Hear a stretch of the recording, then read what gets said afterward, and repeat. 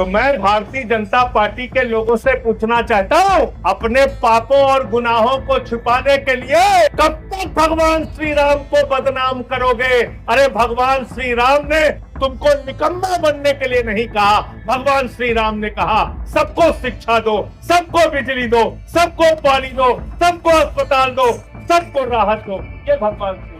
हमारे मुख्यमंत्री योगी आदित्यनाथ जी कभी कहते हैं लंबा कर देंगे, उल्टा लटका देंगे, बुलडोजर चला देंगे। कहते नहीं कहते बताओ भाई? कभी सुना उनसे इतनी नौकरियां दे देंगे, आपकी समस्याओं का समाधान कर देंगे? नहीं, कुछ नहीं, क्योंकि मुफ्त का वोट मिल रहा है। तो इसलिए नफरत फैलाओ और राज करो। अंग्रेजों का क्या नारा था? बांटो और काले अंग्रेज अभी कौन है? भारतीय जनता पार्टी वाले। इनका नारा क्या है? नफरत फैलाओ और।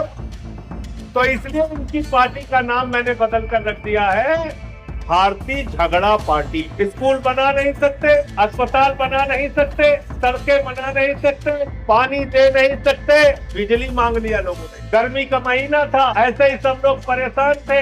व्यापारी वर्ग के लोग जरा ज्यादा भारतीय जनता पार्टी को वोट देते हैं। उनको लगा हमारी पार्टी है, हमारा मंत्री आया है। एके शर्मा जी सुल्तानपुर से गुजर रहे थे तो वहाँ व्यापारी लोग इकट्ठा हो गए, कहने लगे हमने कई बार बीजेपी को वोट दिया। बोले बहुत अच्छी बात है, सवेरे 6 बजे लाइन लगाए घंटों का वोट दे के, नहीं तो बहुत बढ़िया बात है। 23 घंटे लाइट, अच्छा 23 घंटे से लाइट नहीं आ रही है, बच्चे बिलख रहे हैं मई के महीने में। मंत्री जी कुछ करिए, अरे मंत्री जी कुछ सुनिए, अरे मंत्री जी बिजली नहीं आ रही है, अरे बिजली का कुछ ठिकाना नहीं। मंत्री जी का जय श्री राम। गाड़ी में बैठे प्रधानमंत्री मोदी को उत्तर प्रदेश में स्कूल बनाने की चिंता नहीं है, अस्पताल बनाने की चिंता नहीं है। हमारा किसान खाद की बोरी के लिए लाइन में खड़ा है, उसको राहत कैसे मिले इस बात की चिंता नहीं है। गन्ना किसान बकाया है, इस बात की चिंता नहीं है। हमारे प्रधानमंत्री को चिंता है कि गांव-गांव में शमशान बन जाना चाहिए। मैं कहना चाहता हूं प्रधानमंत्री जी, उत्तर प्रदेश के लोगों को शमशान नहीं, स्कूल और अस्पताल चाहिए, अपने बच्चों का भविष्य और रोजगार चाहिए। नफरत फैलाने का काम, जहां हमारे मुख्यमंत्री योगी आदित्यनाथ जी कभी कहते हैं लंबा कर देंगे, कभी कहते हैं पटरा कर देंगे, कभी कहते हैं उल्टा लटका देंगे, कभी कहते हैं बुलडोजर चला देंगे। कहते नहीं कहते बताओ भाई? कहते हैं ना। कभी सुना उनसे इतनी नौकरियां दे देंगे, आपकी समस्याओं का समाधान कर देंगे? नहीं, कुछ नहीं, कुछ नहीं, क्योंकि मुफ्त का वोट मिल रहा है। तो इसलिए नफरत फैलाओ और राज करो। अंग्रेजों का क्या नारा था? बांटो और काले अंग्रेज अभी कौन है? भारतीय जनता पार्टी वाले। भारतीय जनता पार्टी वाले, इनका नारा क्या है? नफरत फैलाओ और। तो इसलिए इनकी पार्टी का नाम मैंने बदल कर रख दिया है भारतीय झगड़ा पार्टी। भारतीय स्कूल बना नहीं सकते, अस्पताल बना नहीं सकते, सड़कें बना नहीं सकते, पानी दे नहीं सकते, बिजली मांग लिया लोगों ने एक बार। बिजली, गर्मी का महीना था, ऐसे ही सब लोग परेशान थे। व्यापारी वर्ग के लोग जरा ज्यादा भारतीय जनता पार्टी को वोट देते हैं। उनको लगा हमारी पार्टी है, हमारा मंत्री आया है। एके, क्या नाम उनका? एके राय, एके शर्मा। एके शर्मा जी सुल्तानपुर से गुजर रहे थे तो वहां व्यापारी लोग इकट्ठा हो गए, कहने लगे हमने कई बार बीजेपी को वोट दिया। बोले बहुत अच्छी बात है। अरे कहन बहुत बार वोट दिया, लाइन लगा के दिया, कहन बहुत अच्छी बात है। कहन सवेरे 6 बजे से लाइन लगाए घंटों का वोट दे के, नहीं तो बहुत बढ़िया बात है। कहन साहब 23 घंटे लाइट नहीं आती। कहन अच्छा, कहन 23 घंटे से लाइट नहीं आ रही है, बच्चे बिलख रहे हैं मई के महीने में। मंत्री जी कुछ करिए, अरे मंत्री जी कुछ सुनिए, अरे मंत्री जी बिजली नहीं आ रही है, अरे बिजली का कुछ ठिकाना नहीं। मंत्री जी ने कहा जय श्री राम, जय श्री राम। गाड़ी में बैठे निकल लिए, गाड़ी में बैठे।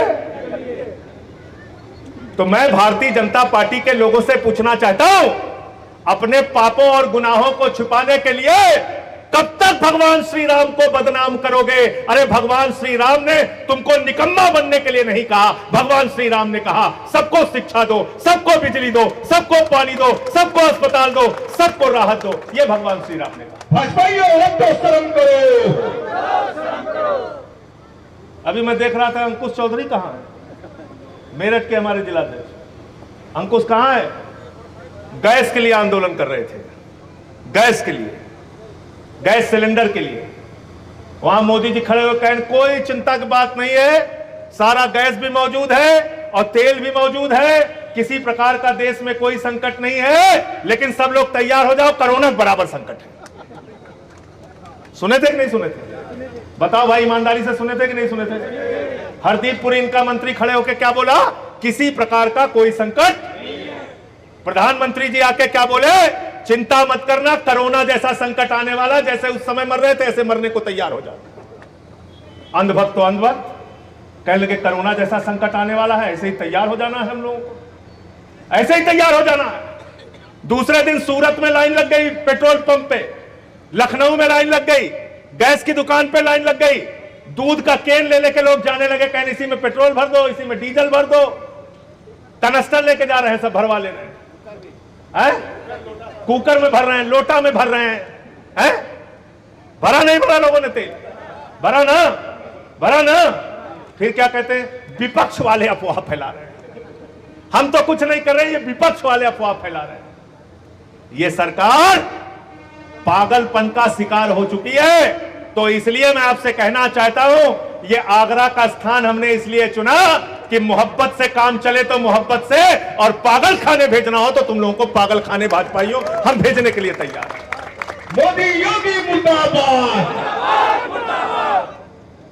अगर मोहब्बत से काम करे तो यहां ताजमहल है, पाकिस्तान वाला भी आता है तो देखने जाता है, अफगानिस्तान वाला भी आता है तो देखने जाता है, अमेरिका वाला आता है तो भी देखने जाता है, लंदन वाला आता है तो भी देखने जाता है, फ्रांस वाला, ऑस्ट्रेलिया वाला, न्यूजीलैंड वाला, कहीं का भी दुनिया से कोई भी नेता आता है वो कहता है हमें मोहब्बत का प्रतीक ताजमहल देखना है। यह है इस नगरी की सबसे बड़ी खूबसूरती।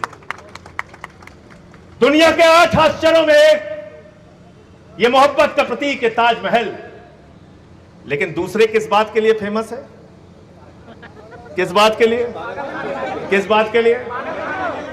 तो ए.के. शर्मा को कहां भर्ती होना चाहिए? मोदी जी को कहां भर्ती होना चाहिए? बाबा जी को कहां भर्ती होना चाहिए? आके यहां इलाज कराओ और जनता के हित की बात करो। ये लड़ाना, हाँ मेंटल वही यही पासे में बता रहे हैं, ज्यादा मेहनत भी नहीं करनी पड़ेगी। आकर यहां पर काम करो जनता का, और ये हम लोगों को भटकाना बंद कर दो। तुम्हारी चोरी अब हम लोगों ने पकड़ ली है, तुम्हारा खुराफात पकड़ लिया है, तुम हर गुनाह किसके पीछे छुपाना चाहते हो? हर हर महादेव, जय श्री राम, इसके पीछे छिपाना चाहते हो। हम भी जय श्री राम लगाते हैं, हर हर महादेव भी लगाते हैं, जय बजरंग बली भी लगाते हैं, लेकिन तुम्हारे तरह निकम्मे और नाकारे नहीं है। इस गर्मी में निकलकर लोगों को जगाने का काम कर रहे हैं। अपने मुद्दों पे आओ और लड़ो। संजय भैया संघर्ष करो, संजय भैया संघर्ष करो। तो इसलिए साथियों और दोस्तों, आगरा का चयन किया गया पदयात्रा की शुरुआत के लिए। और जाना कहां है? हाथरस होते हुए मथुरा जाना है। मथुरा किसकी नगरी है भाई? किसकी? भगवान कृष्ण की। हमारे उत्तर प्रदेश के सह प्रभारी भाई दिलीप पांडे जी बैठे हुए हैं, जो दिल्ली के चीफ विप थे। रास्ते में हम लोग बात कर रहे थे, भगवान कृष्ण के बारे में जानना है तो रसखान को पढ़ना होगा। पढ़ना होगा कि नहीं बताओ? अगर भगवान श्री राम के बारे में जानना है तो रहीम के दोहे पढ़ने होंगे, नहीं पढ़ने होंगे? बताओ, पढ़ने होंगे, नहीं पढ़ने होंगे? तो इस ताज मोहब्बत की नगरी से, प्रेम की नगरी, कृष्ण की नगरी मथुरा तक जाना है। प्रेम का संदेश लेके जाना है, भाईचारे का संदेश लेके जाना है, एकता का संदेश लेके जाना है, और कहना है उत्तर प्रदेश की निकम्मी सरकार, काम करो, काम करो और काम करो, जाति धर्म के नाम पे भेद फैलाना बंद करो। भाईचारा जिंदाबाद, संजय भैया जिंदाबाद। और याद रखना, किसी के सगे नहीं है लोग, किसी के भी सगे नहीं है। पहले हिंदू को मुसलमान से लड़ाते हैं, फिर हिंदू को सिख से लड़ाते हैं, फिर हिंदू को ईसाई से लड़ाते हैं, फिर हिंदू को हिंदू से लड़ाते हैं, जाट को गैर जाट से लड़ाते हैं, मराठा को गैर मराठा से लड़ाते हैं, अगड़ा पिछड़ा दलित सवर्ण को आपस में लड़ाते हैं। इसीलिए इस पार्टी का नाम क्या है? क्या नाम है? क्या नाम है? भारतीय झगड़ा पार्टी। इन लोगों को देख के 4 कदम थोड़ा पीछे हट के सावधान हो जाना। झगड़ा कराने आ जाएंगे, कहीं भी झगड़ा कराने। भारतीय झगड़ा, भारतीय झगड़ा। हमारे प्रधानमंत्री का भाषण सुने हो? क्या कहते हैं? सभा में एक जगह गए, कहने लगे देखो मैं ऐसा बड़ा अंतर्यामी हूं कि कपड़ा पहन के हम पहचान लेते हैं। कपड़ा देख के, कपड़ा देख के किसके तरफ इशारा था? अरे बोलो भाई, किसके तरफ इशारा था? और जब दुबई जाते हैं तब, कतर जाते हैं तब, ब्रुनोई जाते हैं तब, यूएई जाते हैं तब, वहां क्या कपड़ा? गले गले गले पड़ जाते हैं। अच्छा, वो जो शेख लोग कपड़ा पहने रहते हैं उनको तो दूर से पहचान सकते हो ना? है? रमजान भाई खड़े हो जाओ, कहां है रमजान भाई? का अगर नाम ना बताया जाए तो इनको तो पहचान नहीं पाओगे। पैंट शर्ट पहने हुए हैं, दाढ़ी भी नहीं रखे हुए, इनको नहीं पहचान पाओगे। है? लेकिन जो दुबई वाले रहते हैं तो लबादा पूरा पहने रहते हैं, उनको नहीं पहचान पाते मोदी। उनको एकदम जोर जोर से गले लगाते। शेख कहता नहीं भैया थोड़ा कर, नहीं जोर से लगाना, जोर से गले लगाना। यहां टोपी नहीं पहनेंगे, यहां मस्जिद में नहीं जाएंगे, कतर की मस्जिद में जाएंगे, ब्रुनोई की मस्जिद में जाएंगे, यूएई की मस्जिद में जाएंगे। अभी एक भाषण में सुन रहा था मोदी जी का, अरबी में भाषण दे रहे हैं। अरबी में, किसमें? अरबी में भाषण दे रहे हैं, अरबी में भाषण दे रहे हैं। तो क्यों अरबी में भाषण देते हैं? क्यों? क्योंकि वहां मामला माल का है। जहां मामला माल का है, मुसलमानों से कोई परहेज नहीं, सिखों से कोई परहेज नहीं, मस्जिद से कोई परहेज नहीं। जहां मामला अपने भतीजे जैसा के धंधे का है दुबई में, वहां मुसलमानों से कोई परहेज नहीं। लेकिन उत्तर प्रदेश में आओगे तो सबको झगड़ा कराओगे, बिहार में जाओगे तो सबको झगड़ा कराओगे, बंगाल में जाओगे तो सबको झगड़ा कराओगे, केरल में जाओगे तो हिंदू मुसलमान का झगड़ा कराओगे, तमिलनाडु में जाओगे तो हिंदू मुसलमान का झगड़ा कराओगे। अरे ये झगड़े की राजनीति हमको बंद करनी होगी, इसको कूड़ेदान में डालना है अगर अपने बच्चों का भविष्य हम लोग चाहते हैं। अभी भक्तों बड़ा नाराज हो गए। मैंने कह दिया एक वीडियो बना के, प्यारे अंधभक्तों, कहन हमें अंधभक्त भी कह रहे हैं, प्यारे भी कह रहे हैं। अंधभक्तों को अभी पता चला। क्या पता चला? जब गैस की लाइन में खड़े हो गए, पेट्रोल पंप की लाइन में खड़े हो गए, कहन काहे लाइन में खड़े हो प्यारे अंधभक्तों? कहन अरे ईरान वाला तेल नहीं जाने दे रहा है। तब उनको पता चला कि मुसलमान के यहां से तेल आता है। गाड़ी जो चलती है वो तेल कहां से आता है? सऊदी, कतर, है? कहां से आता है? तो अंधभक्तों से मैं कहना चाहता हूं, अपने घर में तय करो, जो गैस मुसलमानों के देश से आएगी उसका खाना नहीं बनाएंगे। जो तेल मुसलमानों के यहां से आएगी उस तेल से मोटरसाइकिल नहीं चलाएंगे। जिस डीजल से जो मुसलमान के यहां से आएगा उस डीजल से अपनी गाड़ी नहीं चलाएंगे। तय करो, ऐलान करो, चले जाओ मोदी जी के साथ, जाओ। संजय भैया जिंदाबाद, संजय भैया जिंदाबाद। ईरान पे हमला कर दिया उसने, अमेरिका ने और इजराइल ने, और हमला भी बड़ा दिमाग से किया। 2 दिन पहले मोदी जी को बुलाया इजराइल, कहन मोदी जी इजराइल आना। कहन काहे? कहने मेडल तुमको दे रहे हैं, मेडल दे रहे हैं। कहन कौन? कहन बहुत बड़ा वाला पुरस्कार है। कहन अच्छा, पुरस्कार सुन के लपलपा जाते हैं मोदी जी। तुरंत पहली फ्लाइट कराए और पहुंच गए इजराइल। उनकी जीभ लपलपाने लगी, कहां है पुरस्कार, कहां है मेडल? इजरायली वो इतना ज्यादा होशियार, उसी दिन पुरस्कार बनाए और संझा को इनको मेडल पहना दिया। उसके पहले पुरस्कार था ही नहीं विशेष रवि भाई, वो पुरस्कार था ही नहीं। उसी दिन उस पुरस्कार का नामकरण किया और पहला पुरस्कार दिया नरेंद्र मोदी जी को। मां बढ़िया मेडल पहन के सीना तान के बहादुर चले आए वापस। दूसरे दिन, तीसरे दिन हमला हो गया, खामेनेई साहब की हत्या कर दी अमेरिका इजराइल ने मिलकर। तो मैंने आल पार्टी मीटिंग में पूछा, मैंने कहा भाई पूरी दुनिया में खबर चल रही थी कि अमेरिका ईरान पे हमला करने वाला है, अमेरिका ईरान पे हमला करने वाला है, इजराइल ईरान पे हमला करने वाला है, तो 2 दिन पहले आपने मोदी जी को क्यों भेज दिया वहां? हमारी मोदी जी से नाराजगी हो सकती है, लेकिन हमारे प्रधानमंत्री के शरीर पर एक खरोच आ जाता तो उसके खिलाफ हम सब लोग खड़े होकर बोलते। वो भारत के प्रधानमंत्री, आपने उनका जीवन संकट में डाल दिया। एक फर्जी मेडल पहनाने के चक्कर में उनका जीवन संकट में डाल दिया। मान लो मोदी वहां पर थे, हमला हो जाता तो कौन जवाब देता? जवाब देता कोई बोल सकता था? मिश्रा जी, मनोज जी, बताइए कौन जवाब देता? कोई जवाब देने वाला नहीं था। तो फर्जी मेडल पहना के वहां से आ गए, युद्ध शुरू हो गया। युद्ध शुरू हुआ। युद्ध किसने शुरू किया भाई? इजराइल और ट्रंप ने शुरू किया। जब हमला हुआ तो खामिनेई साहब की हत्या पे मोदी जी नहीं बोले। हमने कहा भाई बोलो।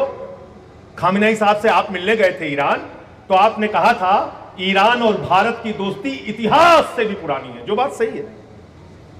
मोदी जी ने खामिनेई साहब को 7वीं शताब्दी की कुरान की पांडुलिपि भेंट की थी। खामिनेई साहब से उन्होंने कुछ समझौते किए थे ऊर्जा के क्षेत्र में, चाबार पोर्ट का और तमाम पोर्ट का समझौता किया था कि नहीं किया था? अपनी पीठ भी खुद थपथपा रहे थे कि इतना बड़ा समझौता हमने ईरान के साथ कर दिया। 2019 तक, जब तक अमेरिका ने आपके ऊपर प्रतिबंध नहीं लगाया था, तब तक ईरान से हमें सस्ते में तेल आता था, रुपए में तेल आता था। और 1-2 हजार नहीं, 60,000 करोड़ रुपए ईरान ने आपको बकाया तेल दिया हुआ था और कहा था अपनी अर्थव्यवस्था को ठीक करो, बाद में हमारा पैसा लौटा देना। ईरान कितने किलोमीटर पे है? 2,500-3,000 किलोमीटर पे। अमेरिका कितने किलोमीटर पे है? 40,000 किलोमीटर पे।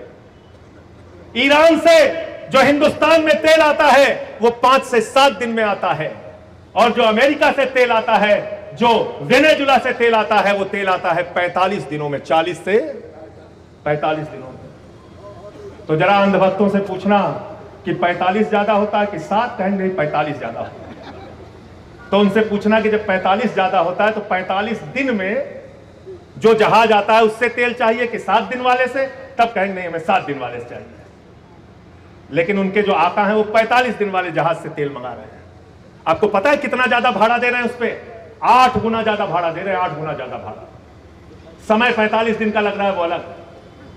ये हो रहा है आपके साथ, ये हो रहा है। 160 स्कूली बच्चियां मारी गई, प्रधानमंत्री खामोश। 100 नौसैनिक मारे गए जो भारत के बुलावे पे आए थे, हमारे मेहमान थे। वापस जा रहा था ईरान का जहाज, अमेरिका ने उड़ा दिया, 100 नौसैनिक मारे गए, प्रधानमंत्री खामोश। किससे बात किया प्रधानमंत्री ने? खाड़ी के 8 देशों के प्रमुख से बात किया और अकड़ के बोले हम ईरान वाले से बात नहीं करेंगे। क्या बोले? हम ईरान वाले से बात नहीं करेंगे। क्यों बोले ईरान वाले से बात नहीं करेंगे? बोले हमको फर्जी मेडल जिसने पहना है इजराइल वाला और हमारा दोस्त ट्रंप, वो दोनों देखो अभी ईरान को बिल्कुल साफ कर देगा 2 दिन में। 1 दिन बीता, 2 दिन बीता, 3 दिन बीता, 5 दिन बीता। मोदी जी कहेंगे तो ईरान खत्म ही नहीं हो रहा है। आपने हमसे कहा था तो ये दिन में खत्म हो जाएगा। फिर 1 हफ्ता बीता, फिर 10 दिन बीता। संजय सिंह ने पहले दिन कहा ईरान के राष्ट्रपति से बात करो, जैसे रूस का जहाज तेल का गैस का आ रहा है, जैसे चीन का जहाज तेल का गैस का आ रहा है, वैसे ही भारत का जहाज आना चाहिए। प्रधानमंत्री जी बात करो, प्रधानमंत्री जी बात करो। सारे अंधभक्त मिल गए। अरे बोले संजय सिंह को विदेश नीति नहीं आती, ये क्यों बार बार कह रहा है? हम ईरान के राष्ट्रपति से कैसे बात करेंगे? जब 13 दिन बीत गया, पूरा देश लाइन में खड़ा हो गया, हाहाकार मच गया, गैस और तेल की किल्लत हो गई, तब प्रधानमंत्री नरेंद्र मोदी ने कहा अरे भैया ईरान वाले, तुम तो हमारी बड़ी पुरानी दोस्ती है।